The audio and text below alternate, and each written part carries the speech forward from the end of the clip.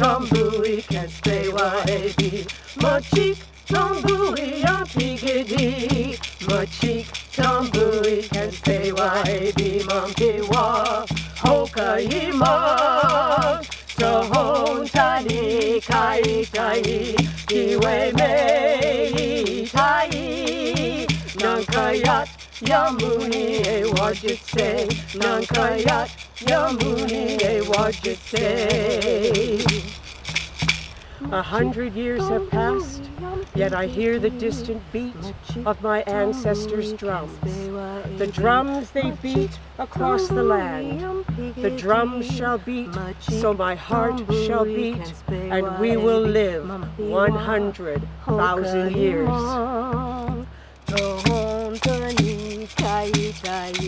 Iwe mei tai, nankayat Yamuni e Wajitse, Nankayat Yamuni e Wajitse, Nankayat Yamuni e Wajitse.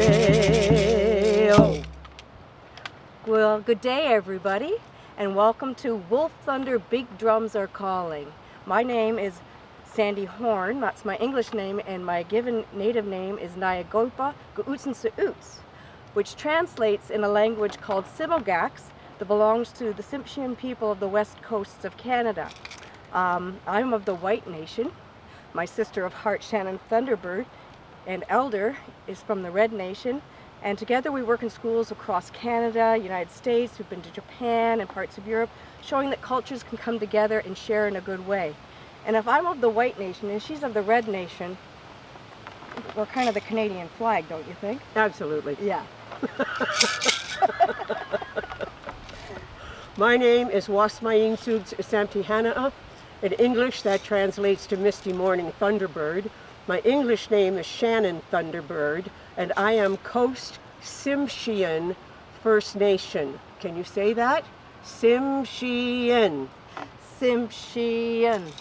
And between the two of us, we are out here in nature to film this video. It's a really beautiful spot just near Guelph, and we're going to talk to you quite a bit about Indigenous culture and what we do and what we think and the spirituality of it, and it's going to be kind of a fun time. And there's even going to be a couple of tunes that we hope you're going to be able to sing with us.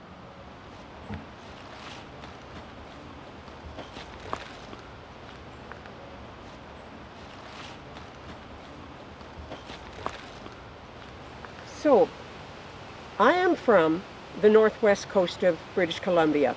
I come from the land of the totem poles. And the totem poles are now a wonderful art form, but back in the olden days, they were used for a variety of reasons. One was to celebrate the death of a chief. Another one was a naming ceremony. There was a number of reasons for them. And they are carved out of red cedar. And now the red cedar trees on northern British Columbia grow in excess of about 80 meters. Some of the trunks are so big you can drive your cars through them. And so they are magical. But we never carved the poles out of a live tree. And I'm going to leave that with you and your teachers to decide why we didn't do that.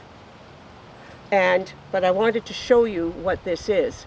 Now, I have 4 major clans. First, we start with the tribe. That's the big group.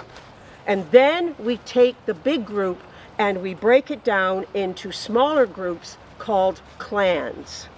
The first one is Gizbutwada in my language, or blackfish, or orca. We don't use the term killer whale, because, well, first of all, that's just a terrible name to call any noble creature of the sea, never mind anybody. But he is the keeper of the history of the people, meaning what your grandparents and your great-great-grandparents and back and back and back in your personal history, they carried the stories of their time right through to the present. And in my world, we didn't have a written language. What we had were the oral history or the stories coming down through thousands of years. And so it was very important to keep those stories alive. And the people, like myself, because I am Gisbutwada clan, we are the keepers of the history of our people. We have to know where we came from. We need to know the songs. We need to know the ceremonies. There's a lot that we need to know. So this is a very, very noble clan. The next noble clan is Lac Gaiba, or Wolf clan. And wolf, and as Sandy is showing you here, this is a bush wolf, and you can see that she's not huge. She's not like her timber wolf brothers who can be sort of 8 feet, you know, they're enormous.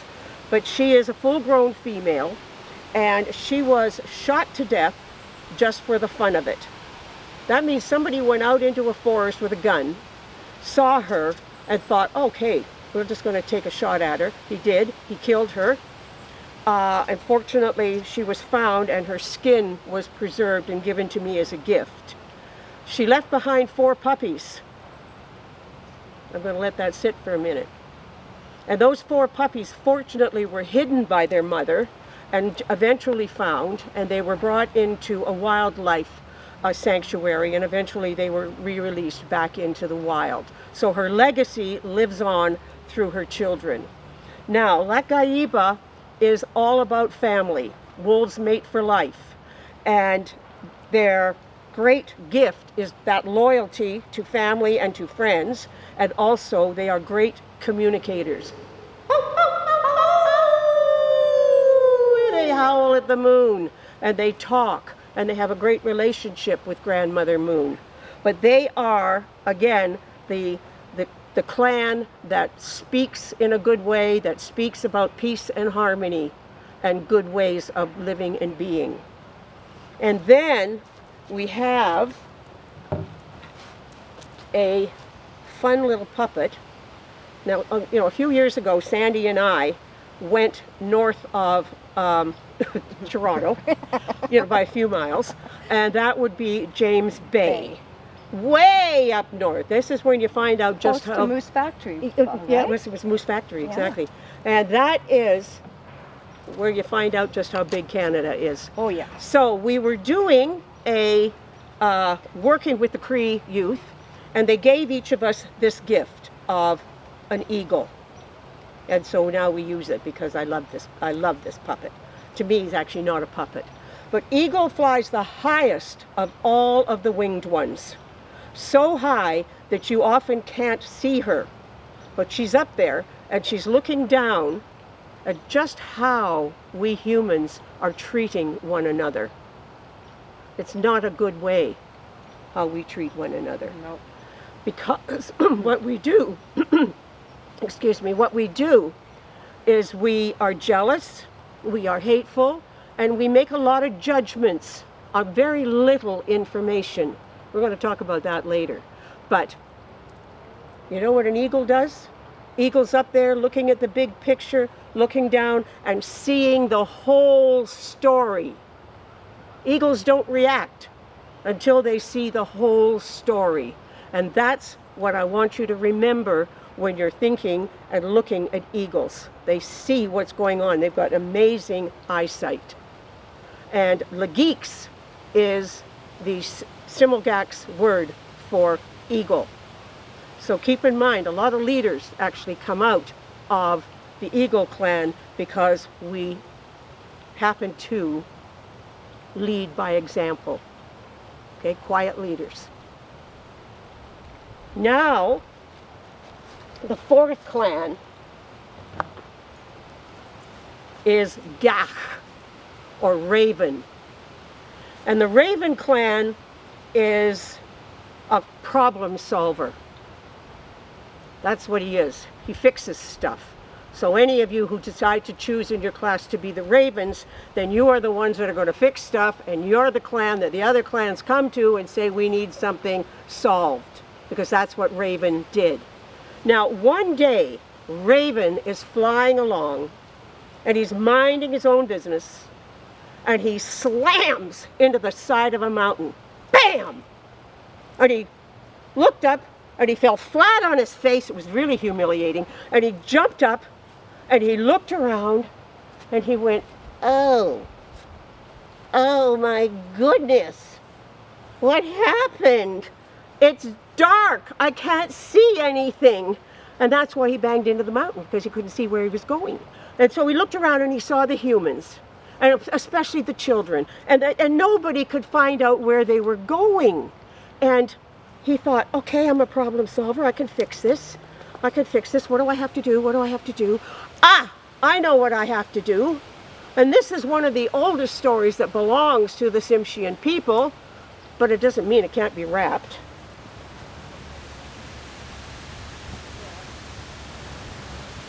And this is how Raven, Gah, brought light to the world.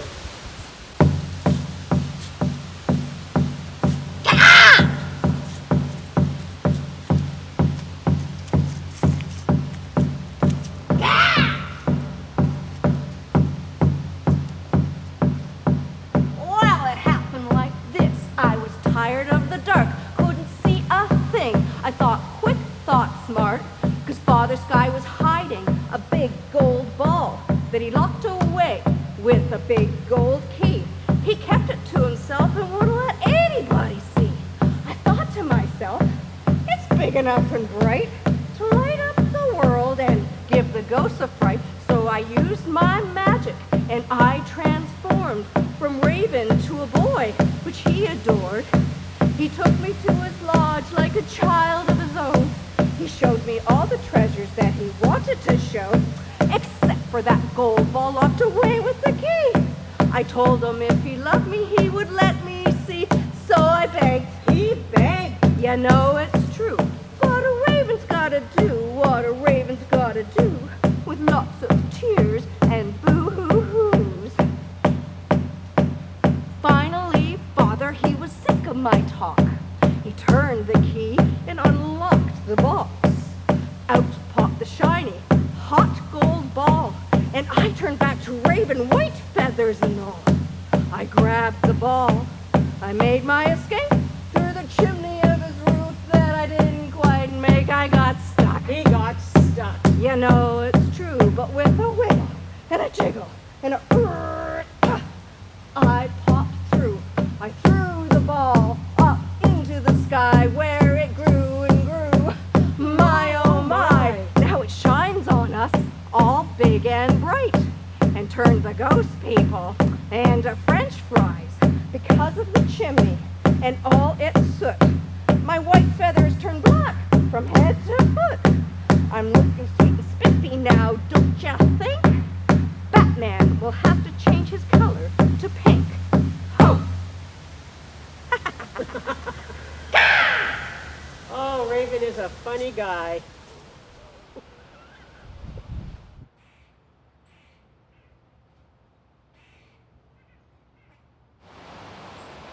Nadayu Willawan. Hello. My name is Nu Halitzox. In your language, Mother Earth. And I'm sitting here one day beside the big water, the Pacific Ocean. And I was thinking about all the four-leggeds that are in this world, and all of the animals and all of their uses and needs and their medicines and their strength. And I looked up, and coming towards me was White Wolf. And I always thought that White Wolf was the most beautiful wolf, and he was one of a kind. But he looked so sad, and he looked like he was going to be in tears, and he said to me, Nu Halitzox, I am so sad. I've been around the world. I've been everywhere trying to find somebody who looks like me, and there's nobody. And I'm so lonely, I don't know what to do.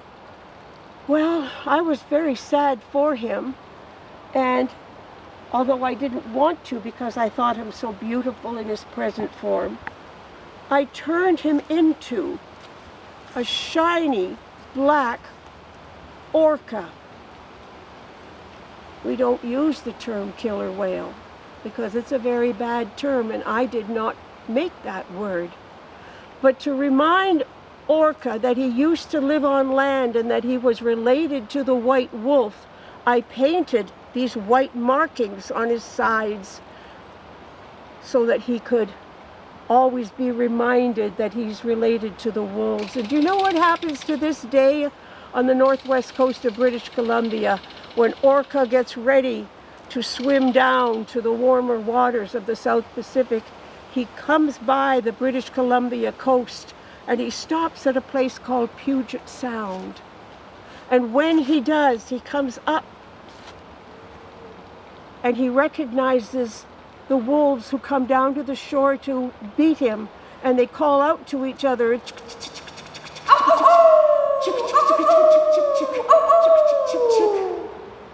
And that is the story of my clan, Gizbutwada Orca.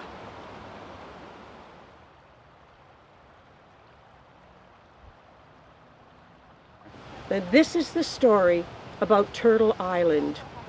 A long time ago, Father Sky was standing one day looking at the tree of life, and it was the most beautiful tree. It had rich bark and green leaves and fruit and flowers, and he thought it was just stunning. But his wife came to him one day and she said, "Husband, I have had a great dream, and it calls for you to pull up the tree of life, leaving a big hole in the sky." Well, he didn't want to do it because, he loved the tree, but he respected his wife's dreams. And so he wrapped his mighty arms about the tree and he pulled and up it came. And indeed, there was a big hole in the sky. Well, Sky Woman stepped forward and she looked down, and all she could see was water, vast amounts of water. And she took another step and she fell through the hole. And now Sky Woman is coming towards the big water, and all the swimmers looked up and said, "Oh my goodness, if she lands, she's going to drown. What are we going to do?" Well, the swan said, "It's okay, we've got this." And they unfurled those beautiful white wings and they floated up and they caught the woman and they brought her down where she rested on their backs. Well, that couldn't go on forever because the swans and the woman were going to become very tired. So all of the swimmers decided they would take turns and see if they could go down to the bottom of the ocean and bring up a little land for the woman to stand on. So it made sense for the big animals to go first, the blue whale, the orcas, the sharks, until finally everybody was lying on top of the water, absolutely exhausted but unsuccessful, and very worried about the woman and the swans. Well, sometimes it's the smallest of animals that comes up with solving the problem. A little muskrat swam over and she said, "You know what? I think I can do it." Well, the other animals were too tired to laugh, and they said, "You might as well try because we haven't done a good job." It took her many tries, and she dove and she dove and she dove until finally she came up with a little bit of earth in her tiny paw, and she said, I have it, what'll I do with it now?" Well, Turtle swam over, and he said, "Put it on my back, I have a broad back." And so she did, and right away the land began to grow wider and wider and wider. So wide, it became impossible to see the big water on either side. And in the meantime, the standing people were growing, the plants, the grasses, and the trees, but you couldn't see the big water. And to this day, most indigenous nations refer to the continent of North America as Turtle Island. We have proof. Look at this, look at the shape, and look at the shape of the turtle. The head is the North Pole. This foot is the U.S. state of Alaska. This foot is northern Quebec and Labrador. This foot, the U.S. state of California. This foot, the U.S. state of Disney World. What am I talking about? Disneyland. Florida. Way to go, guys. Florida. And the tail is Mexico. So I'm going to take them away, have another look at the land on which you live, and see that it looks like a turtle. Now, indigenous people, we were the first environmentalists. We were the ones that were taught to take only what you need and leave the rest. You need to have a discussion about that. Every tree, every plant, every body of water was sacred to First Nations people, and we looked after it for tens of thousands of years. Sandy's going to tell you a little bit about the flute. I think you should just play the flute without anything else. Sure.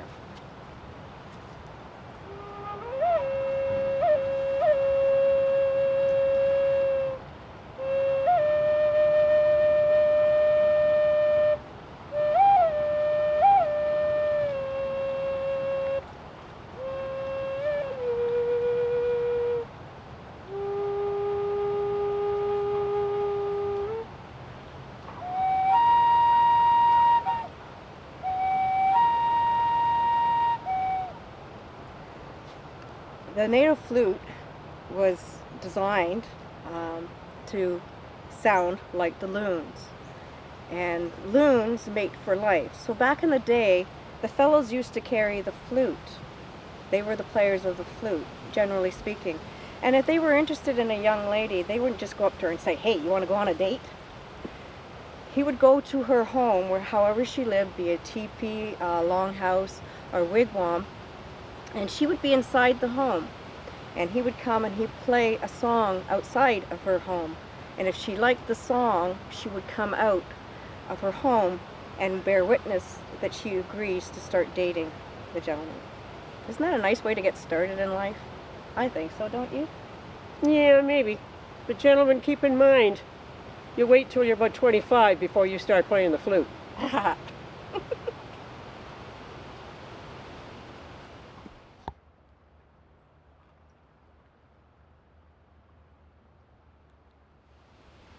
Now I'd like to share with you the dream catcher, the way of the dream catcher.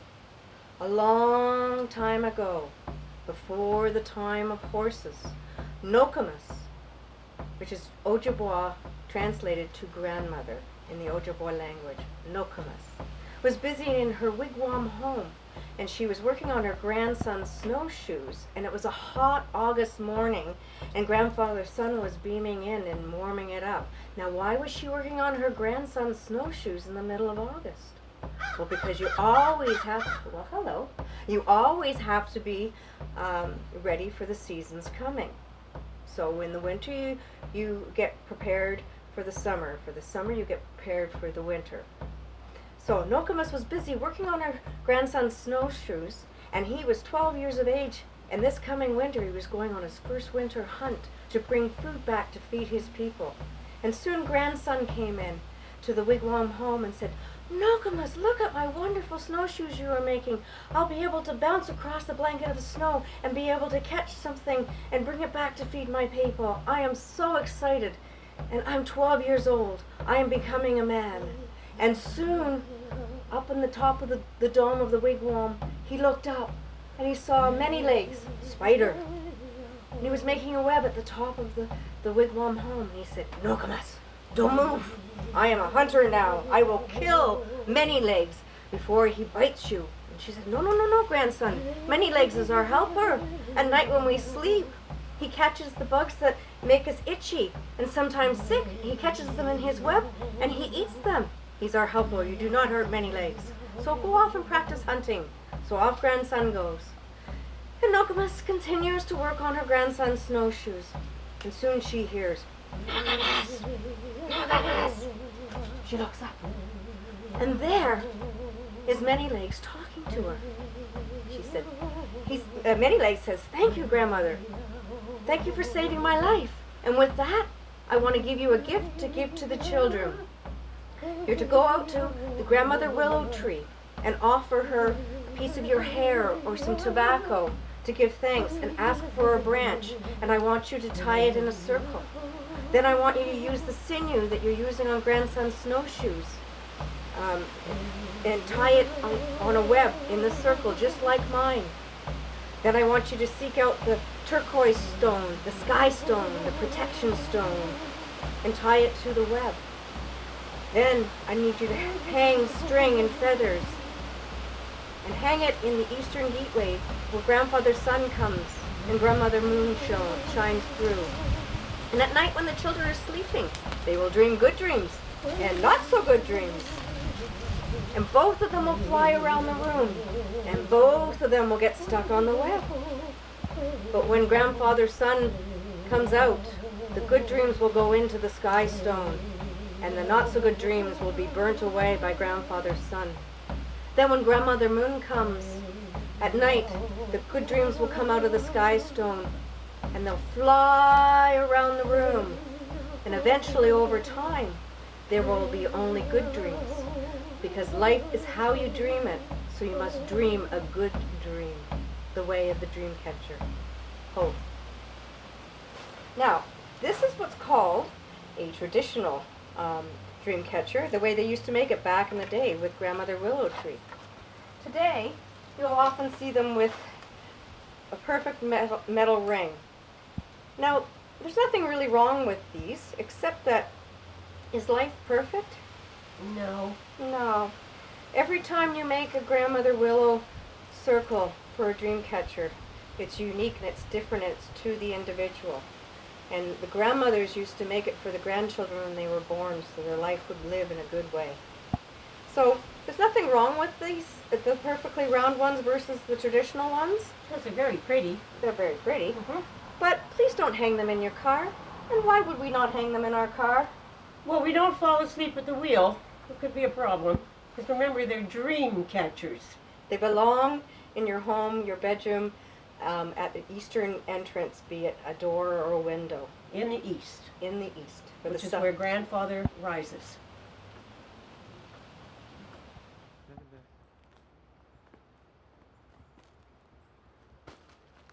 What we're looking at here is a capote. It's called a capote, which is French for coat. And back, 300 or 400 years ago, when the French voyageurs came across, they were some of the first to come into Ontario, southern Ontario, and they found out how cold it was. They went to the Hudson's Bay Company, which is the oldest company in North America, set up in 1621, for those who would like to know that. And they traded for the very famous Hudson's Bay blankets. And then what the men did, now these are made by men, they took the blankets because they were freezing and we don't waste any time in putting the coats together. If you get a close-up on that, they sewed everything on the outside. So unfortunately the gentleman didn't know a seam if they fell over it, and they, sewed everything fast from the outside, so they're basically going like this to make the coat.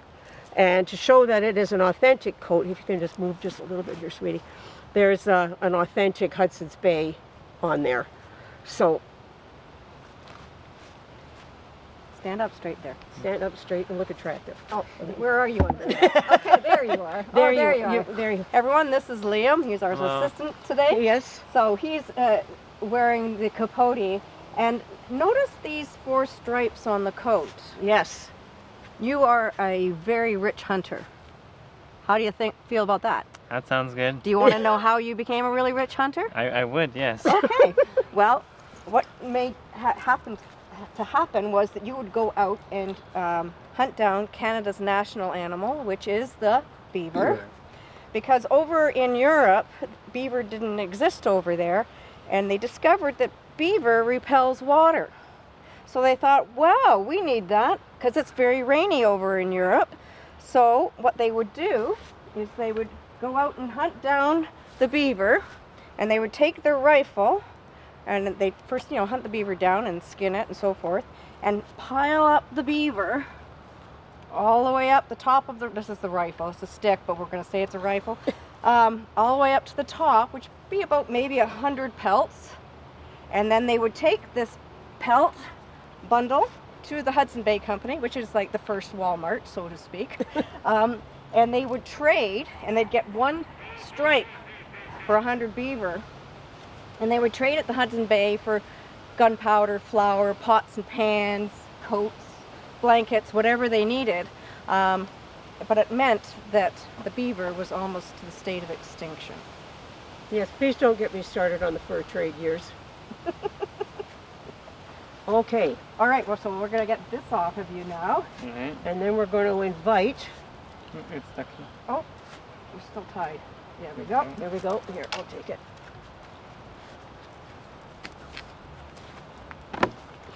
And now we'd like to bring in Aiden. Now, yes, they are twins. Our lovely assistants. So what we have here is reenactment clothes of the time period of around the 1700s to 1800s. So Liam is sporting a chief's attire. Now, you have on a leather vest. Now, you have to bear in mind that back in the day, they didn't have a Walmart where clothes were made specifically for them like we have today. They would use absolutely every part of the animal, be it deer, moose, buffalo, and sometimes cow, but Elk. later elk, so forth. So they would make clothing out of it. Now what you'll also notice here is two different sashes. Now the sashes, the colored ones like this one here, would be worn by a full-blooded native, and it would be a way of determining what tribe and where they were located and from. So it's kind of like your name sake. I mean, these are woven, so this is basically post-European contact regalia here. Yes, and this here is the Métis sash. Now Métis is French for mixed blood, because when the First Nations people first met, the French voyageurs were the first to come over here. It was just the men that came and not the women, and they would marry native women, and thus we have the Métis. Now he's sporting also the cotton shirt that would have obviously come from Europe, the cotton, and then you have the leggings. Now the leggings again are made from buckskin, is what they call it. So again, deer or moose or buffalo, and both men and ladies would wear those. And you'd say, well, why the leggings? Well, when you're running through the bush after animals, be it deer, moose, whatever animal you were hunting down, the tree branches would cut your legs, so this would protect your legs. Plus, the wintertime keeps you warm, right? Cool. Now, this sash, if you notice, is really super thick, and they would have been thick too for the First Nations, but the Métis ones particularly because of the French voyageurs. You're looking at the first weightlifter's belt, because you would wrap it around tight, tight, tight, tight, tight, and as tight as you could possibly take it, and as wide as it would cover your back. And it would be probably, I don't know, 4 or 5 meters long. Yeah. And in length, woven. And you'd have it so tight around you, so when you're picking up the canoes or your bundles, you wouldn't, belts. or belts, you wouldn't pop your stomach or your back. So that's the first weightlifter's belt. Learn something new every day, right, boys? Yeah, you do. And this, as a chief's title, just so that you know, the role of chief is an equal opportunity job. Often when you're looking at these old movies, the chief is always a man. Well, I come from a long line, as a Tsimshian woman, I come from a long line of chiefs, negotiators, mediators, performers, and dancers. So it's not unusual to have women as chiefs as well. I just wanted to make that clear. Now, can you take off one of your moccasins? I know it means you're in your bare feet there on the ground. No worries. So right here we have one style of moccasin. This would be styled by the Ojibwa and the Cree. They were the ones that did the original beading work. But then we have a different kind of moccasin, which is this one here, that would belong to the Haudenosaunee. Now the Haudenosaunee people are a specific group of people, which are the Six Nations of the Grand, and you often hear the term Iroquois. Well, that's a hybrid name that basically translates to rattlesnake. They don't particularly like it. It's an imposed name, similar to back in the day when Eskimo was imposed to the Inuit people, which meant raw meat eaters. They didn't like it. That's not how they know themselves. They know themselves as the Haudenosaunee, and it's the Six Nations of the Grand, the Mohawk, the Seneca, the Tuscarora, the Onondaga, the Cayuga, and the Oneida people. And their moccasins look like this, which is completely different than the Ojibwa. Where did it Yeah. go? There it goes. Ojibwa. There you go. Totally different styles. And here we have the winter boot. And again, it's Ojibwa Cree style of beading. And then you've got the rabbit fur to keep you that extra toasty toast. And Haudenosaunee means people of the long house. That's how they used to live. That's how they used to live. We also have here a lady's dress. Again, it's sported in buckskin. And you say, well, what are these ties for? Yes, it's very decorative, but when the women were going out in the bush to collect berries and whatever wood, they would untie it from their dress, tie it around the bundle, carry it back to camp, untie it, drop it, untie it, and put it back on their dress. So they didn't have backpacks and all those fun things we have today. They just lived with the essentials, and they lived off the land. So you're saying, ooh, that's really weird. It's all made of skin, oh, poor animal. But remember, they're respecting the animal by using every single part of the animal. Even the bones were used for making tools or necklaces. This is all made of bone. And so when you think about it, when you have running shoes today, and you throw them away because they're no longer of use to you, they go into Mother Earth. Does Mother Earth break those down, or does it stay there forever? What do you think, boys? I think it stays there for a long time. So what would you think would happen if the moccasins went in the garbage? Would they break down? Yep. Exactly. So First Nations people, millions of them, were living all across North America, and they don't have any remnants of garbage. Isn't that amazing? Mhm. Because they were the first Yeah, environmentalists. there was They no used garbage. Yeah. absolutely every part of the animal in total Mhm. respect. And the ducks agree as well.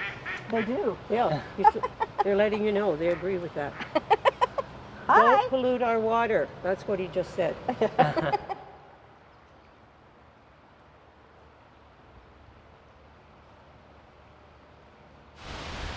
I want to give to you now what's called the drum teachings.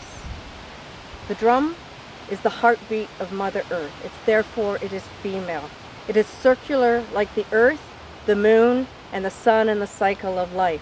And when you play the drum, it goes down through you, down to Mother Earth's heartbeat, out to all living beings, making us all one heartbeat, all one people. Now, the animal, be it deer, moose, buffalo, cow, or horse, had to give its life to be a drum. The standing people, you know as the trees, had to give their life so this could be a drum. And when we're making the drum, we use what's called the sinew, which is the back hamstring of the deer and elk and moose. It's the first original string, and when we're pulling the skin tight around the frame of the drum, tight, tight, tight, it hurts our hands very much, and sometimes it cuts us, and we too bleed for the drum. Now the drum, first of all, this is not a beater, a striker, or a stick, because you would not beat your mother or your grandmother. Again, the drum is female. And those are violent words. We refer to this as the grandmother's arm. It's your extension to the drum. And when we're making the drum, it goes through what's called a 7-day awakening ceremony to be given its voice. Now, this drum here is the big drum.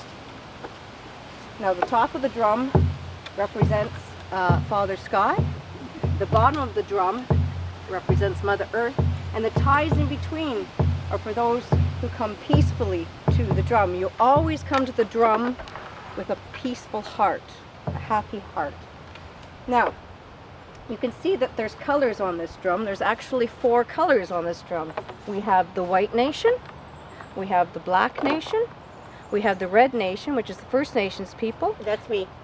Yep. And the Yellow Nation, the Asian people. And over time, we've crisscrossed over each other's lands, and what beautiful colors we make as humans today. Now, we're going to show you how we stop when we're playing on the big drum. You have to stop on the 8 count, and if you don't, you have to buy us all pizza. It's a rule at the big powwows. It's a rule at the big powwows at the big drum. So if you miss a beat, because a lot of the powwows are competitive, which means if the dancer stops and the drum doesn't, then the drum is in big trouble. And so they have to buy each other, pizza, and then they have to give each other $5. So we learned how to drum on the big drums in a big hurry. It could get expensive. So are you going to Yep, sit at I'm the drum? coming. Yeah. Come. So they can actually see the drum. So, all right. So it's on the 4/4 time. Okay. So 1, 2, 3, 4. Hey ya ya ya, hey ya ya ya, hey ya hey ya, hey oh hey oh. Hey ya ya ya, hey ya ya ya, hey ya hey ya, hey oh hey oh hey oh. Handsome, handsome, handsome, hey oh. Be a pae caillou, be a pae caillou, be a pae caillou, hey oh. Hey ya ya ya, hey ya ya ya, hey ya hey ya, hey oh hey oh. Hey ya ya ya, hey ya ya ya, hey ya hey ya, hey oh hey oh hey oh. Stuutskaye, stuutskaye, stuutskaye, hey oh. Gia pae caillou, gia pae caillou, gia pae caillou, hey oh. Hey ya ya ya, hey ya ya ya, hey ya hey ya, hey oh hey oh. Hey ya ya ya, hey ya ya ya, hey ya hey ya, hey oh hey oh hey oh hey oh hey oh hey oh.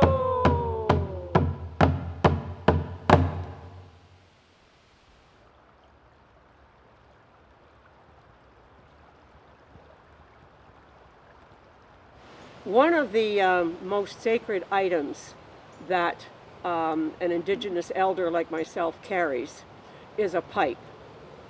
This is not my pipe that I normally use in ceremony, but this is a pipe that I use for teaching.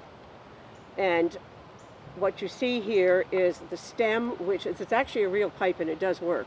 This is soapstone, and then it is attached to, a wooden stem. Now, the pipe teachings are about the truth. And when it is present and it's being smoked in ceremony, what's happening here is the elder is speaking the truth. And I guess I'll speak in the first person. She'll take the pipe, she'll point it to Father Sky, and she will give thanks to the protection that Father Sky gives all of us. Give thanks for when he sends the rains to cleanse the earth, when the thunder comes to bring changes. We then take the pipe and we put it to the earth and give thanks to the Earth Mother for life's bounty, that without the earth we are not to be here. And we give thanks to that. We then take the pipe and we turn it in the 4 directions. And we give thanks to the east, the direction of the warrior of peace, the direction of an eagle. We give thanks to the south, the direction of the healer. We give thanks to the west, the direction of the dreamer, the visionary. And we give thanks to the north, the direction of the elders and of the mind of teaching. So, the year is 1865, and some white traders are coming to the camp, and the outriders see them and come tearing back to the camp to say, we have company. And so everybody gets ready in their best. They have the drums pounding to welcome these visitors. They come into the land. They come in onto the land and they come into the camp. And the elders are all sitting right here. We don't say anything. There is dead silence in the camp. And this is when discipline of being able to sit still to wait for the elders to speak comes into play here. Very hard for us to do that nowadays. We can't sit still. but they stay silent. And eventually, the ranking elder will look up and say, "Why are you here?" And one of the traders, through an interpreter, will answer, "We're here to buy your land." And she thinks for a minute. And she says, "How can I sell to you what I do not own?" What does she mean by that? She means that we belong to the earth, all of us. We don't own anything.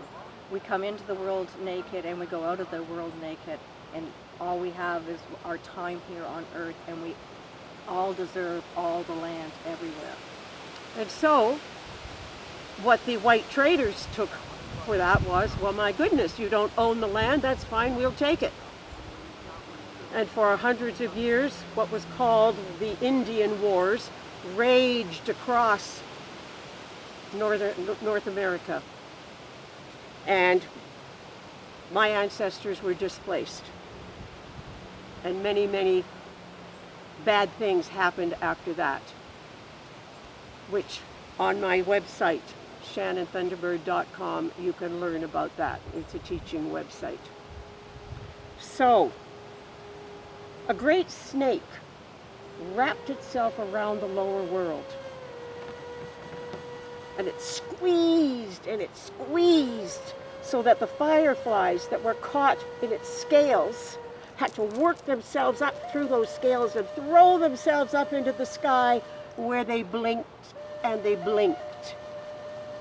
That's probably a 10-second version of a 4-day story. Did you want to hear the 4-day one? Sure. Okay. Maybe not. Okay. But it's the version of the invention of fiber optic cable and the start of the internet. Should I let that sit for a second? That story is a few thousand years old. So there is nothing new under the sun. So the internet was known well before it actually happened. But I've been an educator for a lot of years.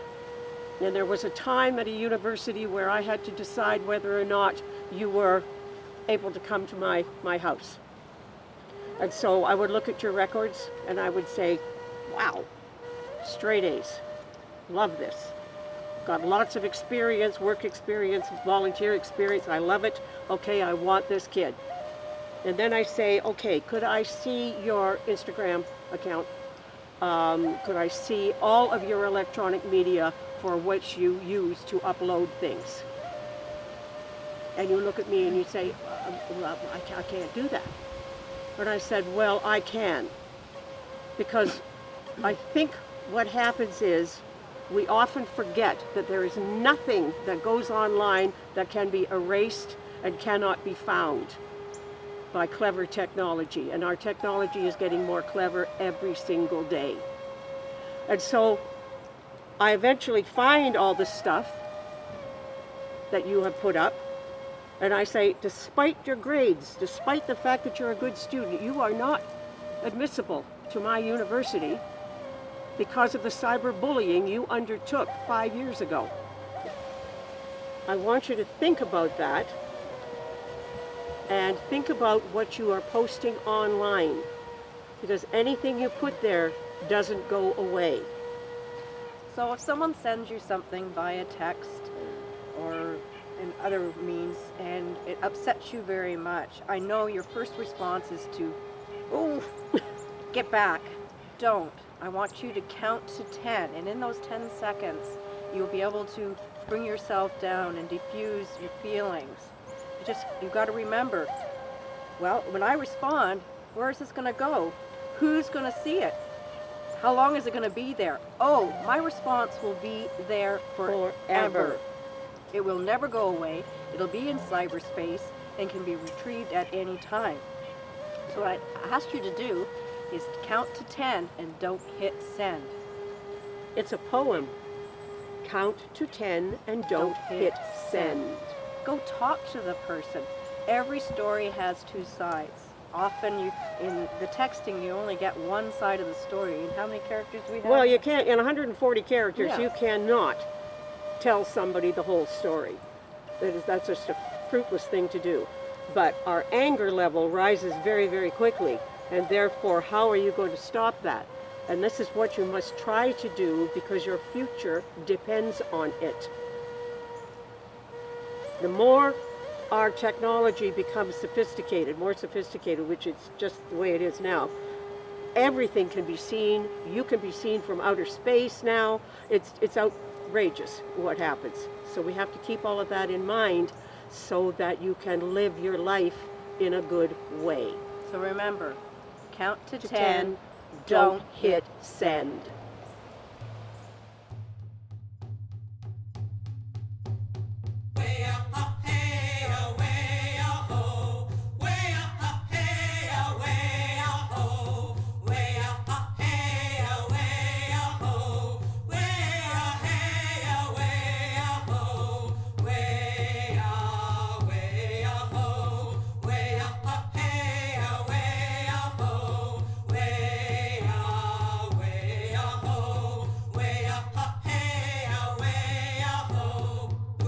Masagan Khigauch, Kandala Guru Khibdalet, Luguskit Masaganda will sue William Skit, Huda Lagaida Haxley Hale.